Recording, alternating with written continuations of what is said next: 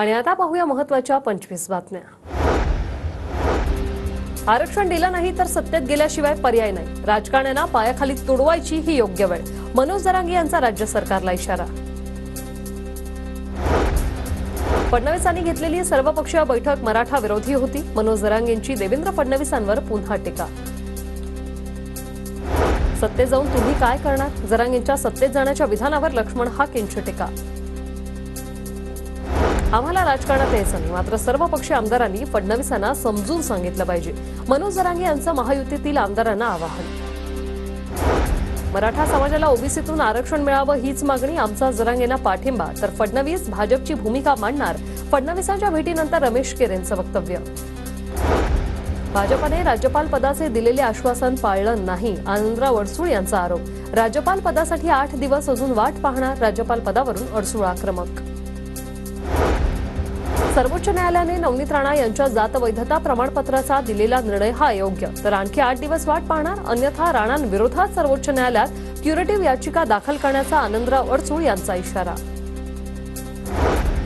काल धाराशिवमधील आंदोलनात पवार ठाकरे गटाचे कार्यकर्ते होते। मनसे नेते संदीप देशपांडेंचा गंभीर आरोप। मराठा आंदोलकांच्या विषयात आपली माणसं पेरण्याचं काम सुरू, देशपांडेंचा आरोप। शरद पवार गटाने विधानसभा निवडणुकीसाठी 100 मतदारसंघात निरीक्षक नेमले। विधानसभा निवडणुकीसाठी पक्षाची तयारी, इच्छुक उमेदवार आणि मतदारसंघातील ताकदीचा घेतला जाणार आढावा।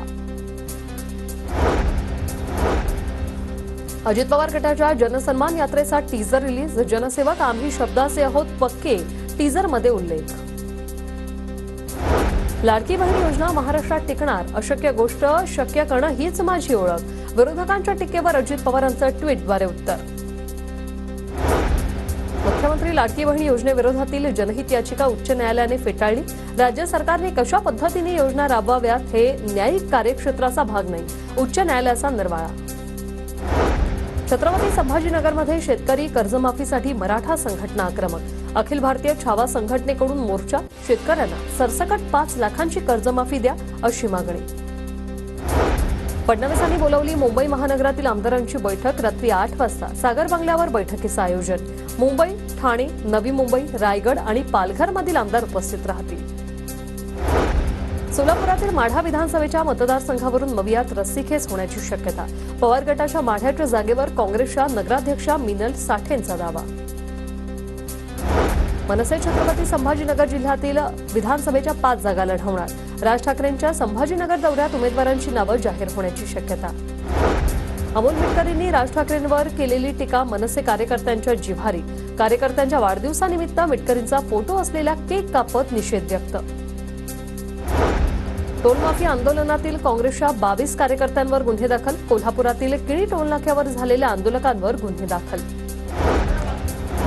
बीकेसीतील सायकल ट्रॅकवरून मंगलप्रभात लोढा आणि ठाकरेंमध्ये वाद होण्याची शक्यता। सायकल ट्रॅक मुख्य रस्त्याला जोडण्यासाठी लोढा यांचं एमएमआरडीए आयुक्तांना पत्र, तर पालकमंत्री असताना आदित्य ठाकरेंनी उद्घाटन केलं होतं। कल्याण डोंबिवली परिसरात आज पाणी पुरवठा बंद। जलशुद्धीकरण केंद्राच्या विद्युत वाहिनीत तांत्रिक बिघाड, दुरुस्तीचं काम सुरू। पुणे शहरातील 30 मुख्य चौकातील रस्त्यांवर अवजड वाहनांना बंदी। 13 ऑगस्टपर्यंत सकाळी 9 ते रात्री 10 वाजेपर्यंत प्रवेश बंदी। वाहतूक कोंडी टाळण्यासाठी प्रशासनाचा निर्णय।